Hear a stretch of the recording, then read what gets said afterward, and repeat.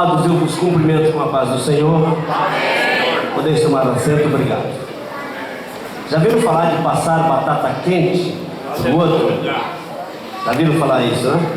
Embora Minas é tão distante do sul, mas eu acho que todo mundo conhece esse ditado, né? Mas passaram para mim uma igreja quente. Eu estou sentindo um calor espiritual muito forte. Estou com vontade de ficar por aqui. Se o pastor me der R$3.000, um carro e uma casa, eu vou vir para cá só por amor. Que bom poder estar aqui, acompanhando o meu querido irmão Tarso José. Muitos pensam que ele não é meu irmão. Levanta aí, Tarso. Tarso é meu irmão de verdade mesmo. Isso, obrigado. Acompanhando o pastor Tarso, irmã Rose e irmão João. E acima de tudo, para estar aqui pregando-nos a palavra de Deus nesta manhã. Olha, eu tenho uma forma de pregar completamente diferente de todo mundo, mas eu espero que todos possam gostar, aprender e serem edificados. Eu aprendi que a palavra preleção, eu gosto sempre que alguém tenha uma caneta, anotar alguma coisa, eu gosto de pregar assim. A palavra preleção quer dizer pregar lecionando, né? Então, nem todo pregador ele é um preletor. Ele pode ser um pregador, mas nem todos podem ser um preletor. Mas eu gosto de pregar lecionando, ensinando, levando a igreja a refletir naquilo que a gente está falando. Amém. Eu queria cantar um hino aqui, mas depois que eu vi essas irmãs cantando, inclusive você é a Mara Lima? Não é? A mulher do pastor, né? Eu acho que você estava só mexendo com a boca e a Mara Lima estava cantando. Que coisa maravilhosa, né? E outros irmãos cantando. Isso mexeu muito comigo. Então vamos deixar para lá esse negócio de cantar. Aleluia. Missão e compaixão não se separam. Seria o tema da pregação dessa manhã. Missão e compaixão não se separam. Por exemplo, um missionário que tem de Deus uma chamada, ele deve respirar compaixão. O capítulo 6 do livro de Jó, versículo 14, diz assim: ao aflito deve o amigo mostrar compaixão, a menos que tenha abandonado o temor do Todo-Poderoso. O que é compaixão? Compaixão é sentir, isso é uma forma muito espiritual, é sentir a dor das pessoas. A pessoa está com AIDS, você sentir como se você estivesse com AIDS. Aleluia. A pessoa está tuberculosa, é você se sentir como se estivesse tuberculoso junto com a pessoa. A pessoa está morrendo, é você sentir-se como se estivesse morrendo com aquela pessoa. Então, o missionário que tem de Deus uma chamada, ele deve respirar compaixão, ele deve ter dó das pessoas. E se você olhar bem a palavra de Deus, ler a palavra de Deus e procurar se inteirar disso, você vai ver que são poucos os ruins para quem é bom. São poucos. Porque se você é bom, as pessoas elas vão receber bem você, elas vão tratar bem você. Vai aparecer lá um doido na vida que vai matar pastor, missionário, etc. Mas é um entre milhares, porque na maioria das vezes você é bem recebido quando você tem compaixão. Jesus mostrou compaixão ao descer do monte da transfiguração, Marcos 9:22. Ali você vê, irmãos, quando Jesus sobe ao monte com Pedro, Tiago e João, está ali no monte da transfiguração. Aquilo dali foi uma glória. Os discípulos que lhe acompanhavam ficaram como que doidos. Espera aí, Pedro até disse: era bom fazer uma cabana para cada um de vocês e eles mesmo ficariam na chuva, né? Uma palavra assim meio de menino, né? Ficou tão tomado de ver a glória de Deus ali. Realmente foi um cenário que marcou a história da igreja. Quando eles descem do monte, lá embaixo no monte, ficaram ali os 9 discípulos, E ali, quando Jesus desce com os 3, chega um homem, olha aqui, olha, fiquem atentos aqui. Chega um homem diante de Jesus e disse: Jesus, eu tenho esse menino, esse meu filho, ele é epiléptico, e sob a força da lua, dependendo da posição da lua, ele começa a cair, ele cai no chão, começa a espumar, se joga no fogo, se joga na água. Jesus, faça alguma coisa. Faça alguma coisa. Eu já trouxe para os teus 9 discípulos que estavam aqui no pé do monte, mas eles não fizeram nada, não conseguiram fazer nada. Faz alguma coisa. Meu filho se joga no fogo, se joga na água. Já gastei dinheiro com esse menino, não tem mais o que fazer. Faz alguma coisa. Jesus sentiu-se compaixão, sentiu-se compaixão, diz a Bíblia. Traz esse menino aqui. Até deu uma exortação nos discípulos, geração incrédula, né? E exortou os discípulos, expulsou os demônios que perturbavam aquele menino, mas ele não conseguiu fazê-lo sem antes ter compaixão do menino e do pai do menino. Diante da multidão faminta, Jesus mostrou-se compaixão. Quando ele fala para os seus discípulos: olha, essa multidão já está há 3 dias me seguindo, olha, eles já estão com fome, até meio num tom de brincadeira, faça vocês alguma coisa por eles. Os discípulos: mas não temos o que fazer. Mas tem aqui um menino com 3 pães e 2 peixes, e ele disse: isso aí é o suficiente.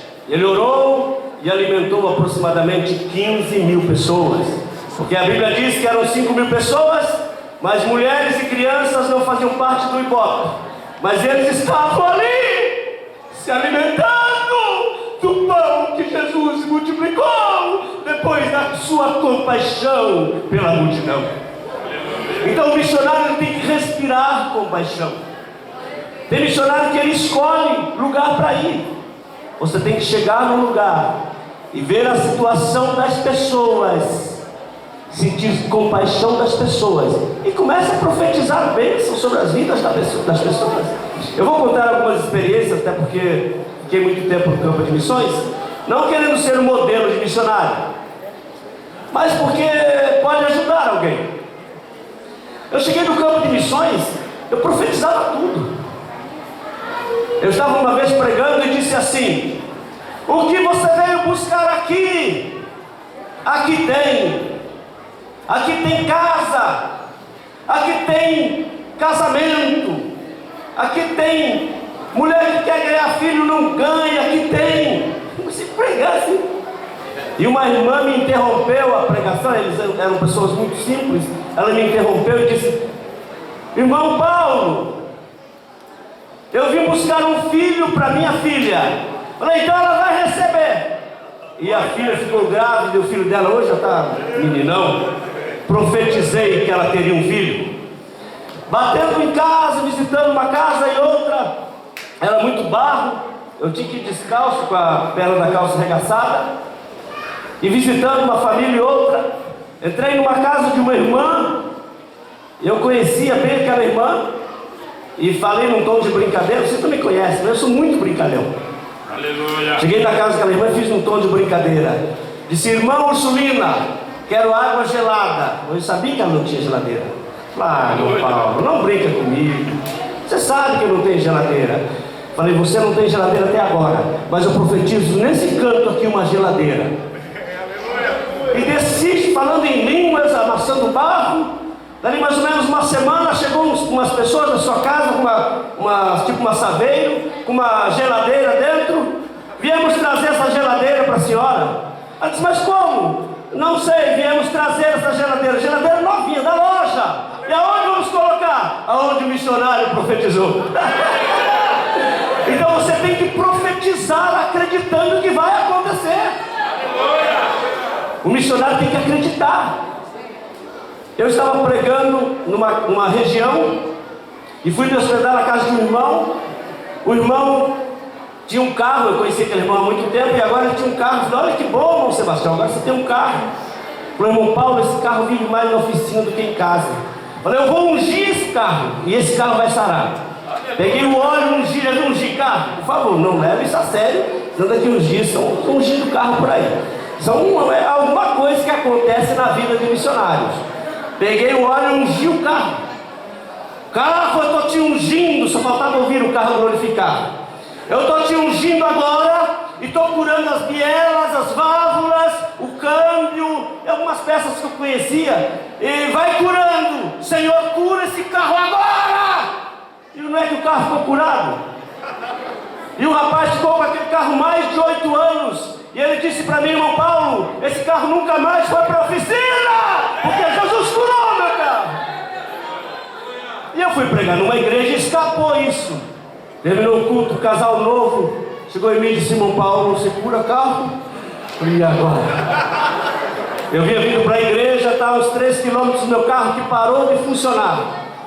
Falei, vamos lá, vamos curar aquele carro. Vamos lá. Ele disse, tem que empurrar. Eu falei, não precisa, Jesus vai curar. E Jesus curou o carro.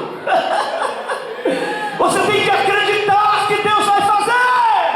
Você acreditando, você pregando fé, o Senhor faz. Você tem que ir com isso, tendo compaixão das pessoas. Jesus teve compaixão e fez de 3 pães e 2 peixes alimentar 15 mil pessoas. Eu costumo dizer o seguinte, que quando Deus não multiplica o pão, Ele trabalha assim, Ele tira o apetite. Aí uma comida que era para 5 pessoas dá para 20.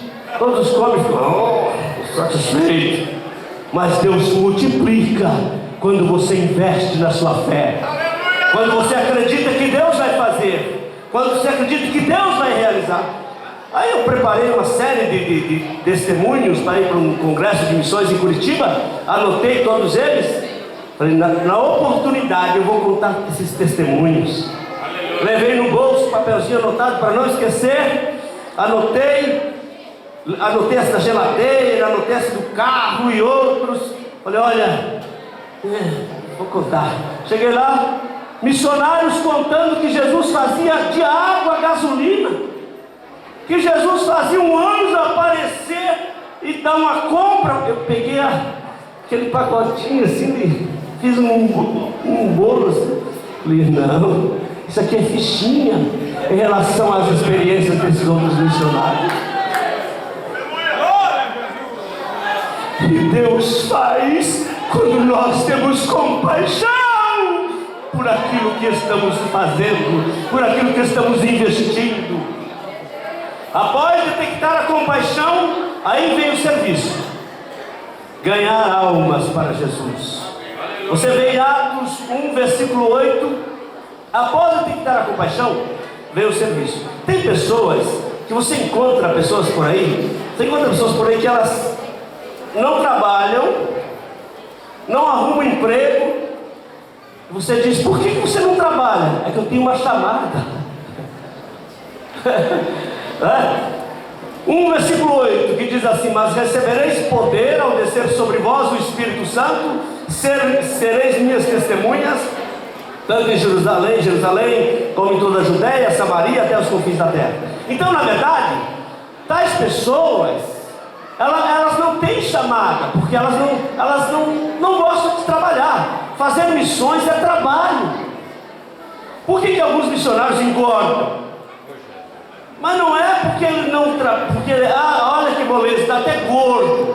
Não é isso. É porque na verdade a sua consciência está muito tranquila e ele acaba com essa consciência tranquila e esquece que quem está muito tranquilo come demais e acaba comendo e engordando. Mas ele tem que cuidar da sua saúde, né?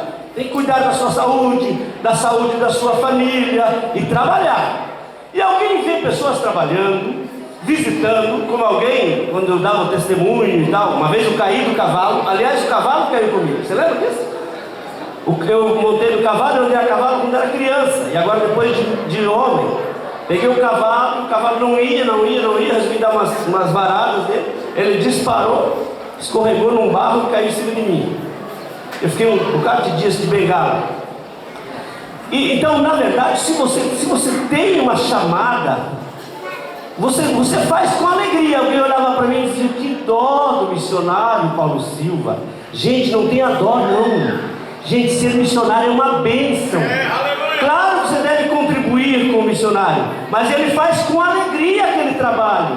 Olha, eu me arrependo de algumas coisas que fiz na vida, até porque dizem que são cacos do ofício, nós somos seres humanos. Mas se tem uma coisa que eu nunca me arrependo, é de ter sido missionário. Gente, é uma glória ser missionário. Você vai levar soluções para problemas de pessoas que parece que nunca ia ser solucionado aquele problema. Você vai, investe na fé e a pessoa recebe a bênção. Eu fui visitar uma casa, e como eu disse para os irmãos, desse jeito meio descontraidão de ser, olhei para a casa da irmã, falei: irmã, que casa toda podre, essa casa vai cair em cima da senhora. Mas eu não tenho dinheiro. Falei: eu profetizo uma casa para a senhora, daqui 90 dias eu venho orar dentro da nova casa da senhora.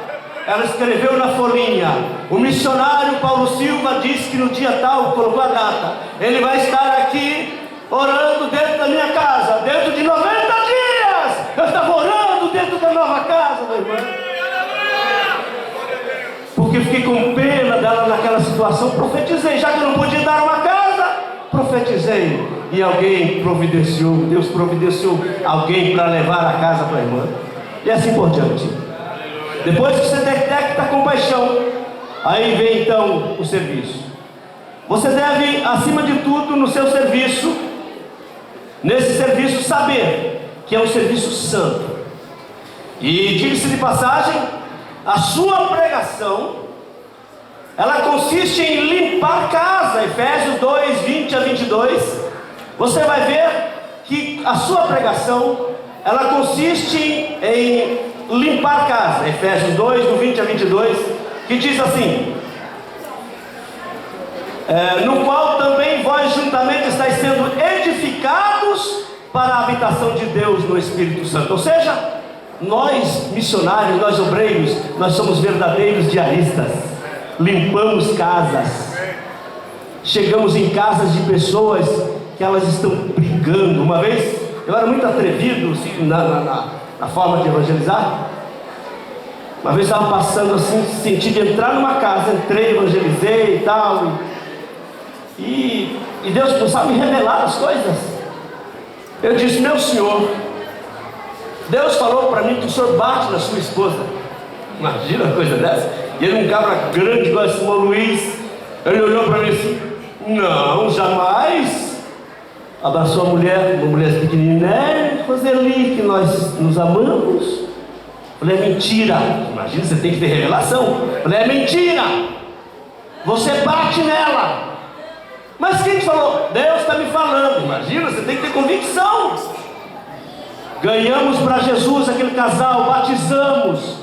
Dali mais ou menos uns 2 meses, ele dando testemunho. Hoje ele é presbítero da igreja. Ele dando testemunho e disse assim: parei de bater na Roseli, porque hoje eu sou obreiro da casa de Deus, e a minha mulher faz parte do círculo de oração. Irmãos, eu estava uma vez orando na igreja, orando, de repente tinha uma visão, um casal brigando.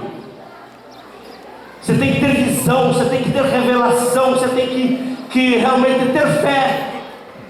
Eu passei a palavra para o irmão e disse: irmão, eu tive uma visão de um casal, falei o nome do casal, que eles estão se pegando. E saí correndo, mas correndo. Era mais ou menos uns 2.000 metros da igreja. Cheguei lá, eles se pegando os dois. E tal. Dizem que é jogo de panela, né? Caso tem jogo de panela, um joga panela no outro, joga panela no outro. Irmãos, cheguei lá, comecei a conversar com o casal e dizer que Deus havia me revelado aquilo. E eles se dobraram de vez para Jesus, mudaram de vida. Quantos acreditam que Deus faz? Levante a sua mão, dá um brado de glória. 1, 2, 3, vamos lá. Glória a Deus! faz quando nós investimos na fé e na compaixão pelas almas. Parece que o irmão queria falar uma palavra aqui. Você queria? Ah, é? Muito bem. Pregação do missionário consiste, entre outras, conscientizar o novo crente de que sua bem-aventurança é maior do que a de Maria. Lucas 11, 27. Vamos a Lucas 11, 27. A bem-aventurança das pessoas crentes, a pessoa que fica crente, ele passa a ser mais bem-aventurado do que Maria. Lucas 11, 27. Aconteceu que, ao dizer a Jesus estas palavras, as palavras que antecedem, uma mulher que estava entre a multidão exclamou e disse-lhe: bem-aventurada aquela que te concebeu e os seios que te amamentaram e tal. Eu acho que tinha um mariólatra ali, alguns mariólatras, não é? Ele, porém, respondeu: antes bem-aventurados são os que ouvem a palavra de Deus e guardam. Conscientizar as pessoas, principalmente os mariólatras. Maria, meu Deus, a Maria está esperando o arrebatamento da igreja, igual nós, né? Diz que um irmão católico foi na igreja dos crentes e disse: a sua igreja não é boa, a sua igreja não tem santo nas paredes. Aí os santos lá não ficam nas paredes, ficam nos bancos.